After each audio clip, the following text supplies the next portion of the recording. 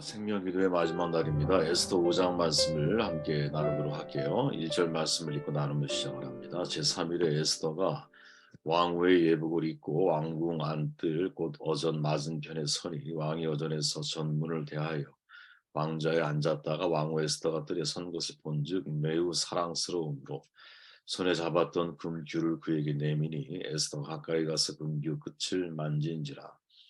기도하고 행동하며 하나님을 바라라는 제목으로 말씀을 나눕니다. 에스더 5장은 죽으면 죽으리다라고 결심을 하잖아요, 에스더가.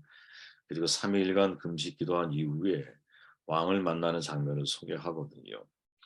왕의 부름이 없이 왕 앞에 나가는 것은 대단히 위험한 일이잖아요. 죽음까지 당할 수 있는. 그러나 에스더는 자신의 결심을 실행에 옮기죠. 아마 기도하면서 더 큰 확신을 얻었던 것이 아닐까 하는 생각을 해봅니다. 왕의 뜰을 거닐던 중에 왕의 눈에 띄고 왕은 사랑스럽게 에스더를 바라보죠. 그리고는 은혜를 베풀어요. 이 과정이 우리에게 전하는 중요한 교훈이 뭘까라는 질문을 가지고 말씀을 나눠보면 바로 그것은 기도하고 행동하면 하나님이 일하시는 것을 경험하게 되어 있다라는 거죠. 말씀을 좀 더 자세히 들어가 보면 1절 말씀을 읽었으니 검은 글씨를 읽어보면 왕후 에스더가 뜰에 서는 것을 본즉 매우 사랑스러웠다 이렇게 말하죠. 금식으로 기도하면 하나님이 일하신다라는 중요한 교훈을 얻죠. 에스더는 금식하며 기도해요. 사실 여기서 이 금식이라고 하는 것은 대단히 중요한 의미를 가지고 있죠. 왜냐하면 나는 죽고 하나님이 사는 거예요. 나는 못합니다. 이 일 하나님이 책임져 주십시오. 라고 하는 자기 항복의 선언이자 하나님의 은혜에 대한 간절함을 그대로 묘사하고 있는 거죠. 3일 후에 모르드게의 말을 순종하여 죽음을 무릅쓰고 아하수에로 왕 앞에 나아가요. 금식한 사람이기 때문에 상대적으로 생각해 보면 아마 그래도 야위고 초췌한 모습이 아니었을까 하는 생각이 들어요. 그런데 아이러니하게도 왕의 눈에는 바로 그 모습이 사랑스럽게 보여지죠. 금식하며 기도하는 것은 에스더의 몫이라면 왕의 눈에 사랑스럽게 보이게 하는 것은 하나님의 섭리죠. 이게 바로 하나님의 손길을 봐야 할 중요한 기준이라는 거예요. 금식하며 기도하면 하나님이 일하신다라는 거죠. 우리는 이런 믿음이 있어야 한다고 저는 봅니다. 성경에 여러분 이런 경우가 얼마나 많이 있습니까? 아닥사스다 왕 앞에서 느헤미야의 모습을 떠올려 보십시오.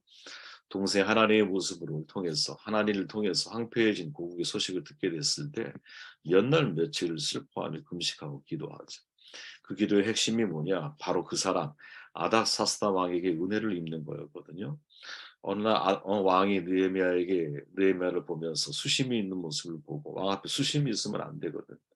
그런데 그 모습을 보고 먼저 말을 걸죠. 네가 왜 얼굴에 수심이 있어? 무슨 걱정거리 있니? 이렇게 물어보죠. 은혜를 받게 되는 거거든요. 그러니까 금식하며 기도했을 때 하나님이 일하신다라고 하는 것은 성경이 우리에게 전하는 매우 중요한 교훈 가운데 하나라고 저는 생각을 하거든요. 우리가 잘 아는 안나 선지자가 메시아이신 예수님을 만나잖아요. 40일 정결 예식을 위해 오셨을 때 어린아이지만 아이죠. 유아 완전히. 안나 선지자가 알아보죠. 그죠? 근데 안나 선지의 특징이 뭡니까? 성전을 떠나지 않고 금식하며 기도하는 사람이었다라는 거죠. 저는 우리가 이것을 잊으면 안 된다고 생각을 합니다. 저는 요한복음 14장 13절을 매우 중요한 구절이라고 생각을 하는데 이렇게 말하죠. 너희가 내 이름으로 무엇을 구하든지 내가 행하리니. 전에 제가 했던 말씀입니다. 여러분 이 구절을 마음속에 새겨두셔야 한다고 봐요. 모든 일에는 저는 인간의 영역과 하나님의 영역이 있다고 생각을 하거든요. 우리는 여러분 기도하지 않고 무엇이든지 행할 수 있어요. 좀 정직해져 보잔 말이에요. 기도하지 않고 일할 수 있고요. 기도하지 않고 사업할 수 있어요. 기도하지 않고 목회할 수 있고요. 기도하지 않고 선교할 수 있어요. 기도하지 않고 얼마든지 우리는 사실은 전도할 수 있어요. 그죠? 그리고 기도하지 않고 공부도 할 수 있어요. 사실은. 그러나 문제가 뭐냐면 우리가 기도하지 않고 하는 바로 그 일은 사람이 할 수 있는 영역까지라는 거죠. 우리가 기도의 응답을 경험하지 못할 때 또는 불가능해 보이는 일에 직면했을 때 우리는 기도의 활력, 동기, 에너지를 잃어버릴 수 있거든요. 뭐 기도하면 뭐가 달라질 수 있을까? 이런 생각을 하게 돼요. 기도의 매너리즘에 빠지는 거죠. 그러나 주님은 말씀하세요. 내 이름으로 무엇을 구하든지 내가 행할 것이다. 예수님이 직접 하신 말씀이거든요. 주님의 이름으로 기도하면 주님이 행하신다라는 거죠. 사람이 일을 하면 여러분 아까 말했지만 사람이 일을 할 뿐이지만 사람이 기도하면 더욱이 금식하며 기도하면 하나님이 일하신다는 사실이 바로 이게 성경이 우리에게 전하는 중요한 교훈이고 메시지거든요.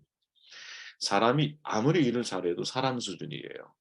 그러나 사람이 기도하면 하나님께서 하나님의 수준으로 그 일을 해결해 나아가시는 것이죠. 특별히 금식 기도라고 하는 것은 내가 할 수 있는 영역을 딱 정돈해 주는 거잖아. 하나님 앞에 고백하는 거잖아요. 하나님, 이 이상 내가 할 수 없습니다. 이건 하나님이 책임져 주셔야 됩니다. 이런 고백이 그 속에 담겨 있는 거거든요. 저나 여러분이나 여러분 신앙생활을 하다 보면 기도의 동기를 잃어버릴 때가 많아요. 활력, 에너지를 잃어버리는 거죠. 그런데 그때마다 우리가 떠올려야 할 것이 뭐냐면, 기도하고 싶지 않아도, 기도해도 응답이 내가 자꾸 뒤처지고 응답이 잘 나에게 경험되어지지 않는다 할지라도 그럼에도 불구하고 내가 왜 모든 일에 대해서 하나님 앞에 기도해야 하느냐? 기도하면 내가 할 일은 나의 영역까지지만 기도하면 하나님의 일이 그 속에서 이루어진다라는 거죠. 느헤미야가 아무리 열심히 일을 해도 아닥사스다 왕이 여러분 은혜를 베풀지 않으면 그에게 기회가 주어지는 게 아니야. 그 왕의 마음을 바꾸는 것은 하나님의 영역이거든요. 그죠? 3일 동안 금식하면 뭐 합니까? 에스더가. 정작 아하수에로 왕의 마음이 바뀌지 않으면 아무 소용이 없는 거잖아요. 그러니까 그 영역, 인간이 할 수 없는 영역에 대해서 하나님의 행하실 것을 기대하는 믿음이 나에게 있다면 적어도 우리는 아무리 기도의 활력을 잃는다 할지라도 다시 회복할 수 있는 그런 사람이 될 수 있다라고 저는 생각을 해요. 이엔 바운즈 기도의 시리즈를 책쓴 분인데 참 이런 말씀을 하셨죠. 기도하지 않는 사람은 하나님이 돕고 싶으셔도 도우실 수가 없다. 이 말을 기억하시기를 바랍니다. 7절 말씀을 보면 표준 세번역이에요. 모르드게는 자기에게 일어난 일을 처음부터 끝까지 하닥에게 모두 이야기하였다. 하만이 유다 사람을 모조리 없애려고 왕의 금고 수납을 맡은 관리들에게 주어 입금하겠다고 약속한 돈의 정확한 액수까지 밝혔다. 모르드게는 수산성에 선포된 유다 사람들을 전멸시키라는 칙령의 사본을 하닥에게 건네주면서 에스더에게 그것을 보이고 설명하여 드리라고 하였다. 또한 모르드게는 에스더가 직접 오전에 나아가 왕에게 자비를 구하고 최선을 다하여 자기 결의를 살려달라고 탄원하도록 하닥을 시켜서 부탁했다. 아, 이제 성경에는 에스더가 어떤 내용의 기도를 드렸는지 기록하지 않아요. 그죠? 그런데 우리는 그 기도의 내용이 무엇이었을 거라는 정도의 추측이 가능해요. 어디서 그게 가능하냐? 모르드게가 한 말 속에서 힌트를 얻을 수 있다고 저는 보거든요. 모르드게가 에스더에게 말하죠. 자기 결의를 살려달라고 단언해라. 이렇게 말을 하죠. 여러분 이 한마디 고백은 우리 민족을 살려달라고 단언해라 라고 모르드게가 말할 수 있는 근본적인 이유가 뭘까? 이게 중요한 거거든. 유다 백성들이 하나님의 약속의 백성이기 때문인 거예요. 여러분 에스라 느헤미야와 이 에스더는 동시대의 기록이거든요. 근데 믿음의 시각이 달라요. 지금 에스더는 여러분 대상이 누구냐면 고향으로 귀환하지 않고 남아있는 사람들이야. 에스라 느헤미야는요. 고향은 자기 바벨론을 떠나서 고향으로 다시 돌아온 사람들에 관한 이야기들이에요. 그죠? 그러므로 지금 에스더의 대상자들은 누구냐면 어찌 보면 좀 믿음이 부족해 보이는 사람일 수 있고 그 현실에 안주하는 사람처럼 보여질 수 있거든요. 귀환하지 않잖아. 물론 다니엘도 여기에 포함되어 있어요. 그런데 그런 사람들조차도 하나님의 약속을 지키시는 분이라는 사실을 에스더를 통해서 우리에게 전달해 주고 있는 거거든요. 그들 역시도 부족하지만 믿음이 부족하고 혹은 현실 안주적인 사람이고 귀한 명령이 떨어졌음에도 불구하고 감히 그 폐해가 된 고향 땅으로 돌아올 용기가 없는 사람일지라도 그들은 누구야? 유다 백성이다. 저도 이게 그렇게 은혜가 되더라고요. 음. 모두가 다 하나님 앞에 사명을 잘 감당하는 사람이면 얼마나 좋겠어요. 근데 그렇지 못한 사람도 있는 거거든. 모두가 다 건강한 사람이 얼마나 좋겠어. 그렇지 못한 사람도 있는 거거든. 근데 그들까지도 하나님이 어떻게 약속의 백성이라는 거죠. 이 믿음이 누구에게? 모르드게에게 있다라는 거지. 다시 말하면 모르드게가 지금 뭐 에스더에게 요구하고 있는 너 자기 결의를 위해서 네가 탄원해야 돼. 이렇게 말하고 있는 이 배경 속에는 무엇이 있느냐? 하나님의 약속에 대한 근거, 신뢰를 가지고 있는 거. 우리식으로 표현하고 보면 말씀에 대한 신뢰를 가지고 있는 거. 그래서 말씀을 붙들고 기도하는 거라는 거지, 모르드게가. 저는 말씀을 내 중심 삶에 두고 말씀을 붙들고 기도를 통해서 말씀을 경험해 가는 것, 이게 신앙생활의 과정이라고 저는 믿거든요. 느헤미야를 보면 너무나 분명하죠. 느헤미야 고향 소식을 들었을 때 슬피 울며 기도하잖아요. 근데 느헤미야의 기도의 내용을 파고 들어가 보면 느헤미야 1장 8절에 보니까 이렇게 말하죠. 옛적에 주께서 주의 종 모세에게 명령하여 이르시되 만일 너희가 범죄하면 내가 너희를 여러 나라 가운데 흩을 것이요 만일 내게로 돌아와 내 계명을 지켜 행하면 택한 곳에서 돌아오게 하리라 하신 말씀을 이제 청하건대 기억하옵소서. 말씀을 기억해서 그것을 가지고 하나님 앞에 고백을 하는 거지. 근데 이 말씀은 어디의 말씀이냐? 신명기 30장의 말씀이에요. 신명기 30장 1절 이하에 보니까 내가 내게 진술한 모든 복과 저주가 내게 임함으로 내가 내 하나님 여호와로부터 변한 모든 나라 가운데 이 일이 마음에 기억이 나거든.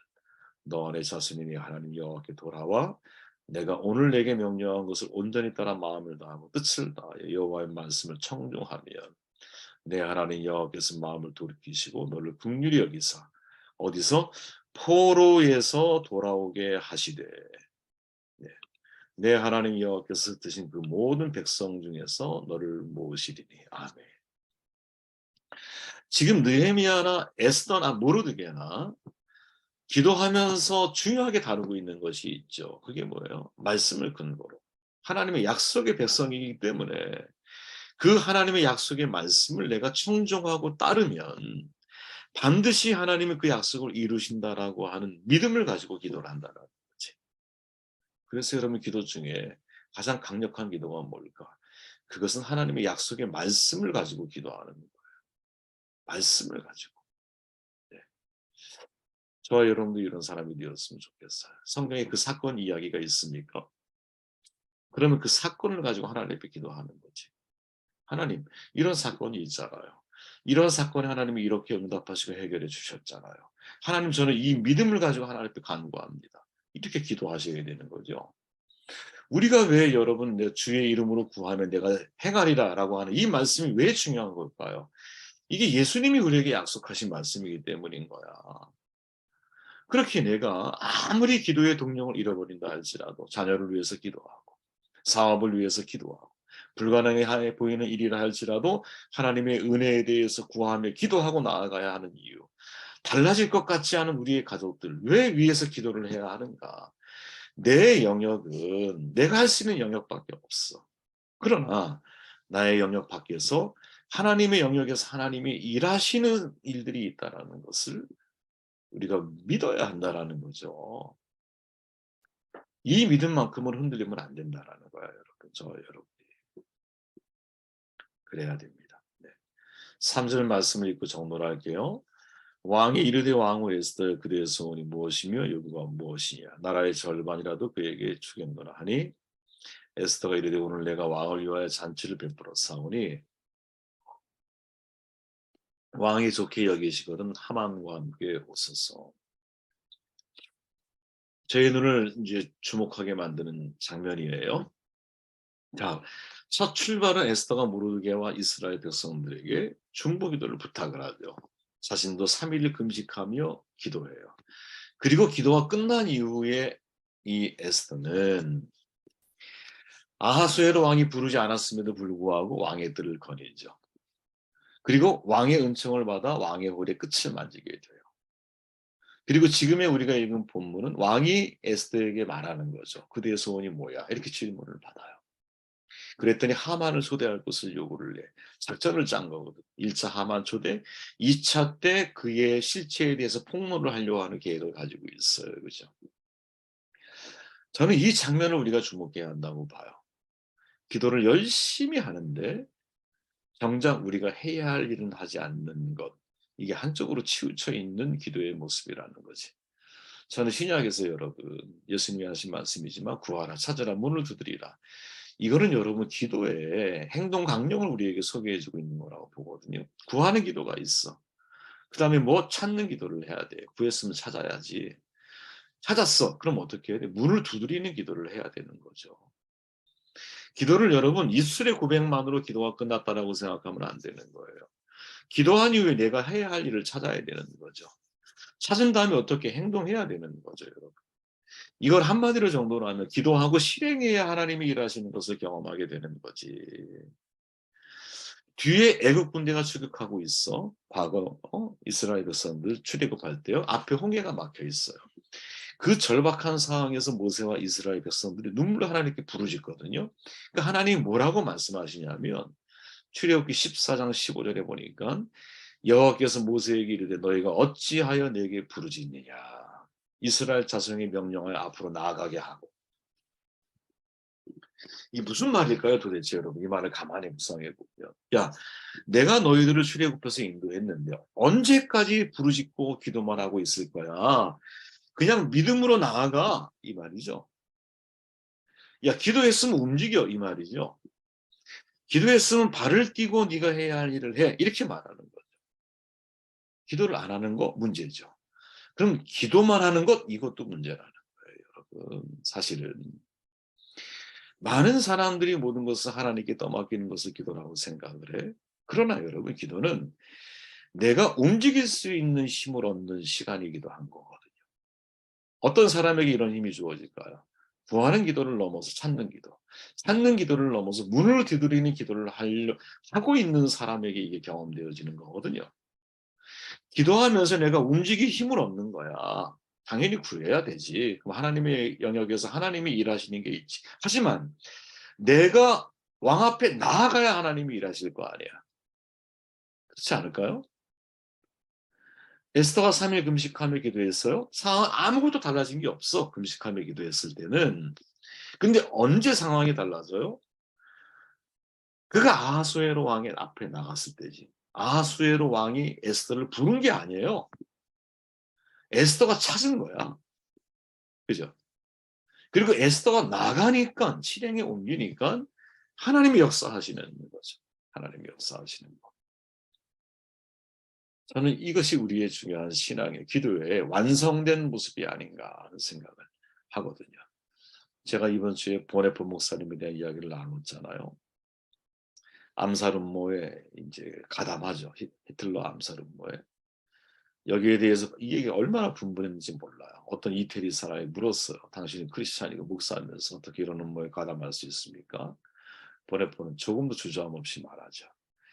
야, 어떤 미친 사람이 자동차를 몰고 도로를 달리기 시작한다는 목사로서 나는 자동차에 희생된 사람들의 장례를 치르고 그 친족들을 위로하는 것으로 내 임무를 다했다고 할 수 없을 겁니다. 만일 내가 그 장소에 있었다면 나는 자동차를 빼앗고 미친 사람의 핸들을 빼앗아야 할 겁니다. 이렇게 답변을 해요. 이 이야기를 듣고 신학자들이 뭐라고 말을 하냐면 보네포 목사님의 삶은 기도와 삶이 분리되지 않았다라는 거지. 저는 신학은 신앙이라고 보거든요. 신앙은 역시 신학이라고 봐요. 보네포 목사에게 있어서 기도는 여러분 곧 삶인 거야. 예. 미국의 망명에 성공할 수 있는데 왜 다시 고향으로 돌아와? 치명적인 충동을 받거든요. 치명적인 충동. 야, 겨울이 오기 전에 내게 와라. 바울의 말 속에 하나님의 음성을 듣는 거야. 그 음성을 듣는 순간 거기에 내가 어떻게 삶으로 반응하는 거야. 결국 39의 요절을 하죠. 죽음을 당하죠. 하지만 그로 말미암아 독일 교회 전체가 다 어떻게 양심이 살아있는 교회라고 하는 그 명성을 유지해 갈 수 있었던 거거든요. 보네포 목사님이 없었다면 여러분 독일 교회는 아주 수치가 가득한 교회가 될 수밖에 없었을 거예요. 보네포 목사를 통해서 깨달을 수 있는 것, 야, 기도가 곧 삶이구나. 삶이 곧 기도가 돼야 되는 거구나. 기도가 삶이 되려면 어떻게 해야 될까? 기도하며 실행할 때 하나님이 일하시는 경험에 나아가는 것이 바로 우리에게 주어져 있는 복이요 은혜가 아닐까. 저와 여러분이 이런 은혜가 있기를 바랍니다.